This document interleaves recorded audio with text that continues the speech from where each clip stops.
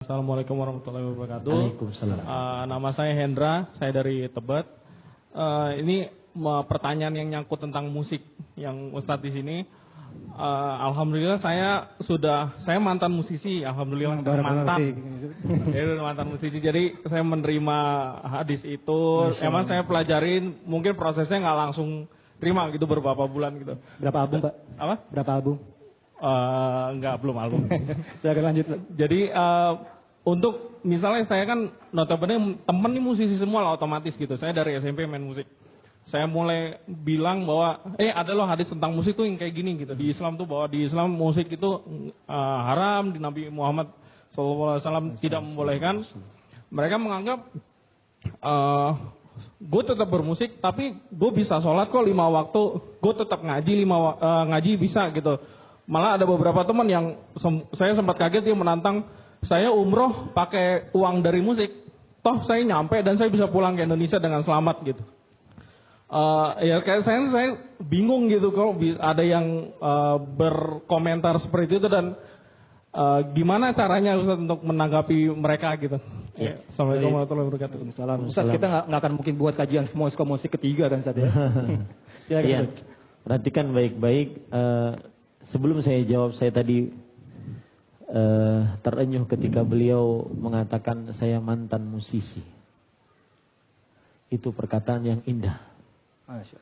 Perkataan yang harus disyukuri, Mas. Perkataan yang menunjukkan keteguhan iman. Di saat kawan-kawannya menuduh dengan tuduhan seperti itu. Perkataan yang harus dianjungi dengan jempol dan bersyukur kepada Allah. Mantan musisi. Mantan, misalkan selain musisi, mantan melakukan maksiat. Indah. Tidak ada yang memberikan kemudahan tersebut kecuali Allah. Maka bersyukurlah kepada Allah Subhanahu wa ta'ala. Bersyukurlah atas hidayah untuk meninggalkan hal yang diharamkan oleh Allah Subhanahu wa ta'ala. Bersyukurlah. Tidak ada yang memudahkan itu kecuali Allah. Innaka la tahdi man ahbab, walakin Allah yahdi man yasha. Sesungguhnya engkau tidak bisa memberikan petunjuk kepada engkau orang yang engkau cintai, akan tetapi Allah yang memberikan petunjuk. Perkataan yang menunjukkan kepada kekokohan. Persis seperti saya pernah bertemu dengan seseorang. Saya katakan kepada orang tersebut, kerja di mana Mas? Alhamdulillah sekarang kerja, saya berhenti dari pekerjaan riba Ustaz. Lalu saya korek orang tersebut. Lalu Mas, bukankah dulu Mas bisa dapat jaminan gaji sekian juta dan semisalnya, semua dengan fasilitas yang ada. Orang tersebut dengan wajah senyum yang ketus menunjukkan kekokohan. Beliau mengatakan, benar Ustaz. Saya dulu setiap bulannya saya tidak pernah mikir gaji saya 25 juta. Semua keperluan alhamdulillah ada. Tapi apa faedahnya kalau saya dilaknat Allah Ustaz? Apa manfaatnya kalau seandainya harta saya tidak berkah, hancur dihabiskan oleh Allah? Lalu beliau mengatakan, kalau saya dulu bergantung kepada 25 juta, sekarang lihat kekokohan iman. Saya bergantung kepada Ar-Razzaq. Kepada Allah yang rezekinya tanpa putus, bukan 25 juta Ustaz. Kokoh iman. Maka ketika Mas yang bertanya mengatakan, saya mantan dari orang yang berbuat maksiat dengan kokohnya. Itu adalah hidayah dari Allah Subhanahu wa ta'ala. Petunjuk dari Allah Subhanahu wa ta'ala. Maka para ikhwah yang dirahmati oleh Allah, dari sini saya ingin menyampaikan sebuah pesan. Nikmat Allah bukan hanya harta.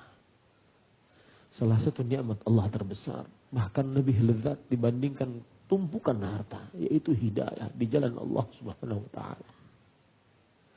Hidayah memegang sunnah Nabi Muhammad sallallahu alaihi wasallam. Di saat kawan-kawan beliau menyebutkan syubhat yang begitu banyak.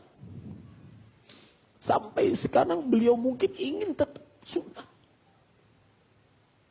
Tapi syubhat itu begitu besar. Maka saya jawab satu-satu. Kalau ada yang mengatakan, saya tetap sholat kok meskipun main musik. Tidak seperti yang Ustadz katakan, melalaikan. Saya tetap baca Quran kok. Tidak seperti yang Ustadz katakan, orang main musik akan jauh dari berzikir kepada Allah. Bahkan saya bisa menunaikan ibadah umroh dari musik saya. Bukankah ini faidah? Maka kita katakan, yang larangan tetap larangan. Ketika Rasulullah SAW melarang, bukankah itu terlarang? Hukumnya tetap terlarang. Apapun alasan Anda. Bukankah itu tetap larangan? Itu satu. Yang kedua, ketika ada orang bermaksiat, kemudian dia malah mendapatkan kenikmatan-kenikmatan duniawi. Maka yang ada itu adalah istidraj. Yaitu penguluran pahala, penguluran waktu oleh Allah Subhanahu wa taala untuk akhirnya nanti ditakutkan dia diwafatkan dalam keadaan su'ul khatimah. Maksiat ditambali oleh Allah nikmat, maksiat nikmat terus sampai akhirnya hatta idza farihu bima utu akhadnahum baghtah fa idzahum mublisun. Ketika mereka dalam keadaan senang dengan apa yang mereka lakukan, maka akhadnahum baghtah. Kami cabut nyawa mereka tiba-tiba dalam keadaan mereka bergelimang dengan maksiat tersebut. Itulah yang disebut dengan istidraj. Maka Mas, saya katakan jangan bergeming, tetaplah pegang kepada hadis Rasul. Jawaban yang paling telak, nyatakan, bukankah itu larangan? Tidak akan bisa menjawab. Bukankah itu keharaman? Tidak akan bisa menjawab. Karena hadisnya begitu jelas, sejelas matahari di siang bolong. Adapun syubhat-syubhat yang dia miliki, jangankan manusia, iblis saja mengganggu. Adam punya syubhat. Lihat, ketika iblis mengatakan, ini pohon dilarang oleh Allah untuk kamu dekati wahai Adam. Bukan karena apa-apa, tetapi karena ditakutkan kamu nanti jadi malaikat, kamu akan kekal. Itu saja. Itu syubhat yang Mas dapatkan. Maka tetaplah berpegang kepada Al-Quran dan Sunnah, dan bersyukurlah dan mintalah petunjuk untuk ketetapan hati. Wallahu a'lam. Dan Mas rasakan sendiri bagaimana indahnya ketika kita meninggalkan hal yang seperti itu.